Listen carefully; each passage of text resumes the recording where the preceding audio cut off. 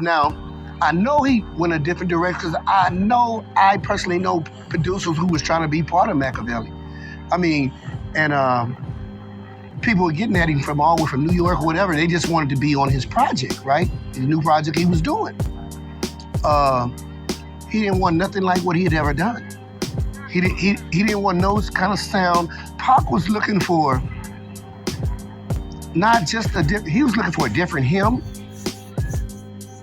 Makaveli, not Tupac, Makaveli. He wanted the sound and everything around it to be different. And he was trying to design what was going to become the new him or whatever, And all of that, he didn't want anything that people already knew him for or knew other people for. He didn't want sounds by somebody else that everybody knew that was so-and-so who did it, and it sounds like.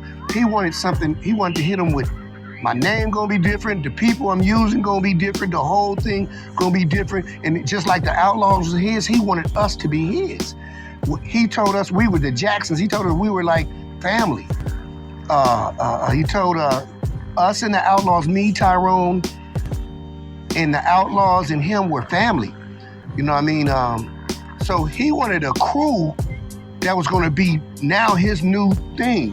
Y'all gonna get used to this. He didn't want somebody had already established himself, even though he had the respect and the love for what they did, probably did something with them in the past. He didn't want that. He didn't want that. And I think God he did now, but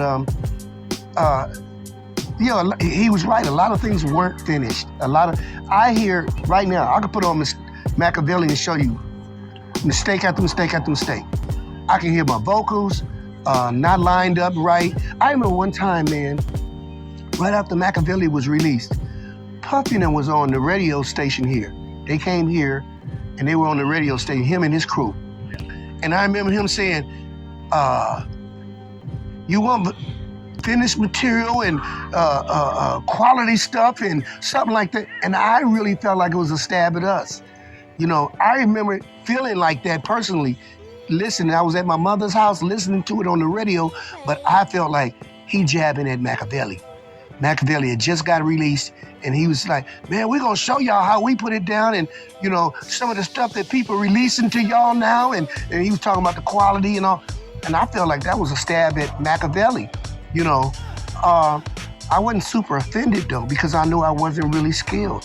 I wasn't skilled to no degree like maybe some of the producers they were working with. You know what I mean? So it didn't hit me like, what? If I was skilled, then I'd probably feel like that. I just felt blessed to even be part of Makaveli. Yeah. Oh yeah. Man, here's one of the most prevalent conversations he would have about Makaveli or whatever. I remember him saying, he used to say, man, we should get at least $1 million out of this. We should at least do $1 million on this, man. Like, he just wanted to hope he went platinum. Like, when we were making the songs, I remember him like sitting there with me and the Outlaws. Man, we should do at least $1 million for this, man. I know we should, like he was just calculating, hoping that Makaveli did $1 million, and then I remember him designing the look for him on the chain, and all that. But yeah, he was just hoping that the debut album for Makaveli would at least hit $1 million. About him trying to land a deal with Interscope.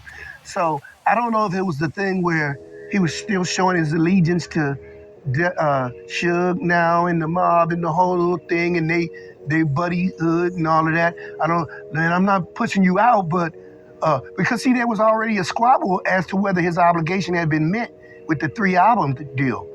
And he felt like he had met it. And from what I understood was Suge felt like, man, I only got 2 albums out of you now. And he said, no, man, I did All Eyes on Me. That's a double CD. And then here's Makaveli. So, and I know the original thing was the 3, because I actually had, in my contracts, I had a copy and paperwork of the contract they did. The one they wrote out with their hand.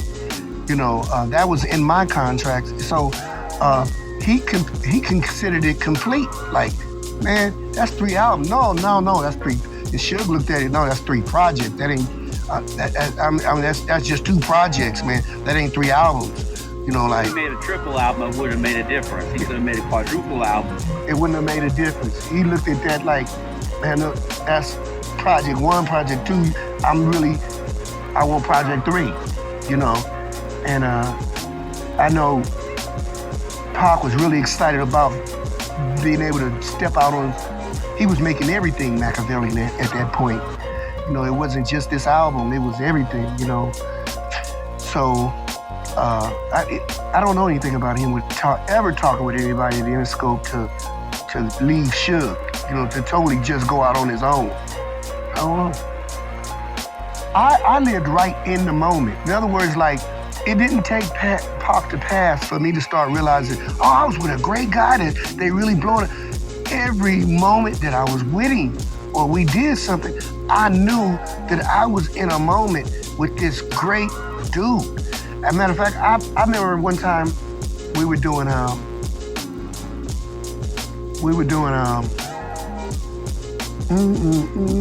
Crazy, I believe. I think we were doing Crazy. And I told him I thought he was a prophet. And he looked at me and said, you think so? Yeah. Like, that was a moment right then that another moment was him sleeping on the floor with us while we in there, and him and ad-libbing. A great moment, him and Noble freestyling back and forth at each other. I got the door open, Noble's on one side, Pac's on the other side, and I got a beat playing. And they going back and forth. And I'm living in this moment where this is bittersweet, because, man, I'm seeing it and I'm loving it, but the whole world can't experience it with me. I'm like, man, do you see Tupac here freestyling? And Noble's going back at him, and I'm like, oh man, this moment right here, it's like the first, you asked me what was my favorite. I got so many. The first time he ever called me at home. I'm at home on my way to the studio, and he's calling me to ask me, do I have a beat for him? He's calling me to ask me, do I got a beat for him? And I'm like, Pop, yeah, this Pop, man, who you talking? A sweet moment. I can't share it with nobody else. I got Pac on the phone, and he calling me. He know my number, and he asked me, do I got a beat? And I'm in this moment like, man, just months ago, dude, I was from Long Beach and I didn't have 30 cents in my pocket. And right now I'm sitting here and Pac is asking me for a song. He can call my number, like, man. So then I tell him, like, I remember the first time I said, yeah, man, I got a beat for you, man. I worked on stuff last night. So then he hang up. I mean, the first time he did, he hung up, called me right back. He said, have 2, you goat mouth motherfucker, in case I don't like the first one. That was his word. You goat mouth, that was it. You was a goat mouth mother, I don't do too much cussing, but that was his first thing he called you was a goat mouth mother. That was it. Have 2, in case I don't like the first one.